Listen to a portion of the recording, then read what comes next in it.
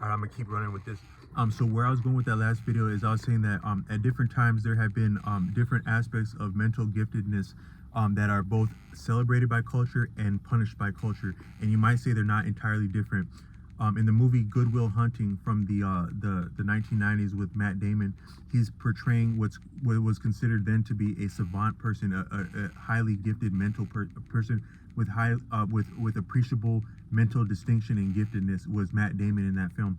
But then you could also say that that might be the more positive, benign expression, the celebrated expression of mental giftedness. But then equally, you can have people who suffer with their giftedness. I think an example of that might have been Vincent van Gogh. So Vincent van Gogh was a brilliant artist, yet he was troubled and tormented. You might say that he was either You can only imagine what kind of deprivation people had back then. There would have been the type of isolation and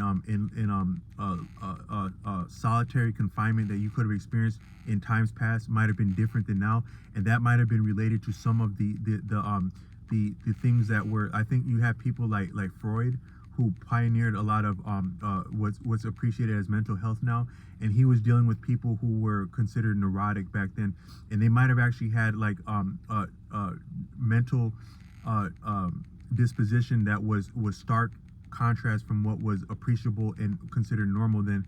That could have been a function of some of the isolation that they had then, also the lack of education, because understanding ourselves helps us to deal with some things. Even a gift can be something to deal with, whether it works in your favor or not. It's still something to manage, and it takes a degree of learning and also collaboration. So you take a person like myself, and I've been blessed with outstanding people in church settings where I've lived, in my community where I've lived, but also the online community such as YouTube, to where I've had insights and blessings from those insights that I wouldn't have been privy to in times past, that would have made my own plight as a human being more difficult to manage. One could say, and that might be true of different people.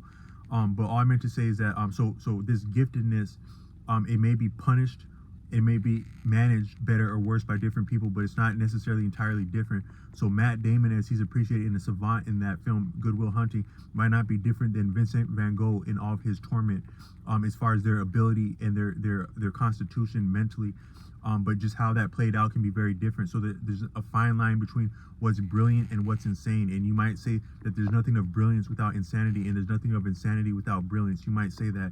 And then whether it's celebrated or not, that might be more deep, and that might also be more maybe arbitrary. What's popular, what's not, what's accepted, what's not. It's not entirely as far as value and what something's constituted as.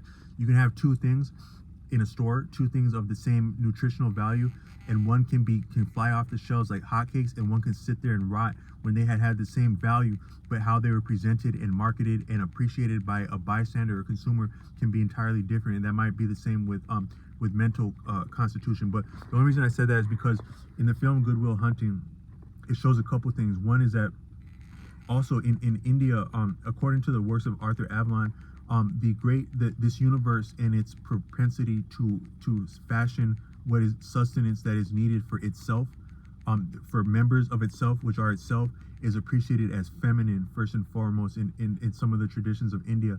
And from that standpoint, the greatest is considered a mother, and that mother has at no time in existence, including the present, failed to furnish what is needed at a particular time and place for itself. And that might be employment, opportunity, food. What is needed will present itself as it's needed to itself. Because that's, and I told a person I was talking to yesterday that I watched a film about some rebels in the East, and at one point these men were living a desert, rugged desert rebel life, and they came across like a humble store in the middle of nowhere, kind of like an oasis, and the owner gave these rebels like candy to eat, and there's also like some still water that they bathed in, and they said, so you see, I think they worshipped Allah, and they said, you see, Allah provides. And that was an outstanding, however you feel about their politics or their stance, that was an incredible demonstration of what faith is. And to that point, I think that many people can appreciate. I can appreciate that as you come upon hard times, it is uncanny how you find what you need, where you need, not any more than you need, yet not any less than you need, and not no sooner before you need it, nor any longer after you need it, but you find what you need. And when you find something in that sense, you more so appreciate it as being feminine. I find when I've really been, when sometimes I haven't actually been at as hard times as I look, but sometimes I actually wear clothing that has been gifted to me by people who were homeless, so I might appear that way.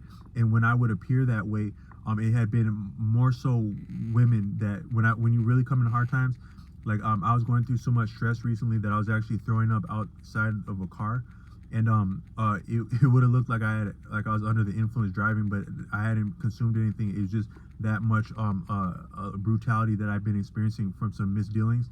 And a woman drove by rounding the corner and was like, "Are you okay, honey?"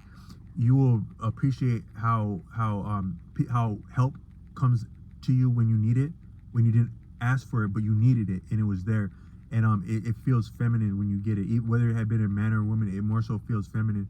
But I was saying that but what I was telling someone is that I think that the reason that we have what we need when we need it, the reason that God is good all the time and God is on time all the time, is not so much because we are that special, but it's because we are part of that, and that provides for itself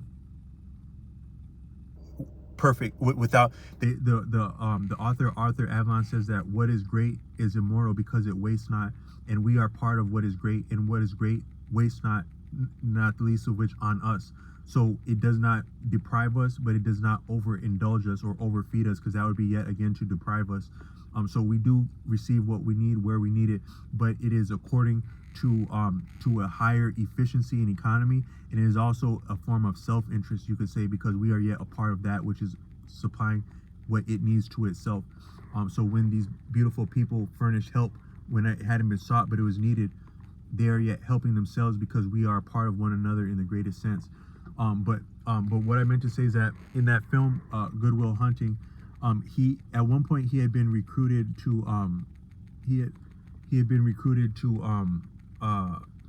work for one of the 3-letter agencies, and like with coding and stuff like that.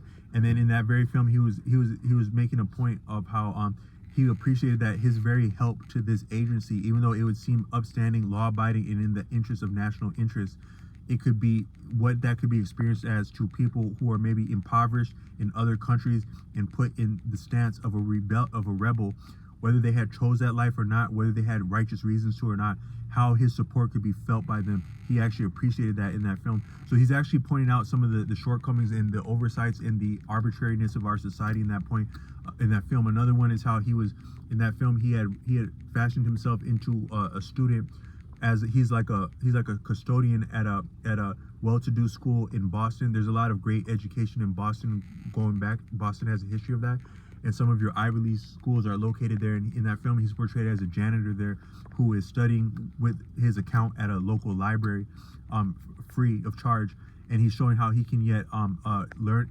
erudite himself through what means are available to him.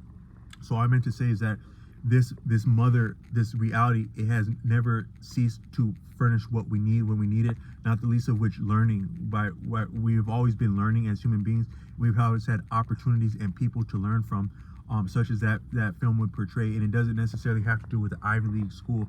Some of your higher education is it's a networking venue, these higher education, but it's also a credential venue.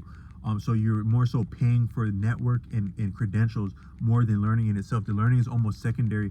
The learning is more so of a forming a pecking order. So you're fighting for grades in these schools, and you're not really being able to learn and indulge in the true spirit and fun of learning in some of these programs.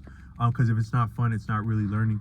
But you're more so competing for the rank in order to obtain the credentials and the networking opportunities, because there's vast networking and credentialing at these institutions, but the different grades of it are yet a function of grades. So you're fighting tooth and nail for rank in a pecking order. But learning in itself is not limited to higher education, and one could say it might be stronger outside of higher education. But I just wanted to point that out with this video, and then I'll continue.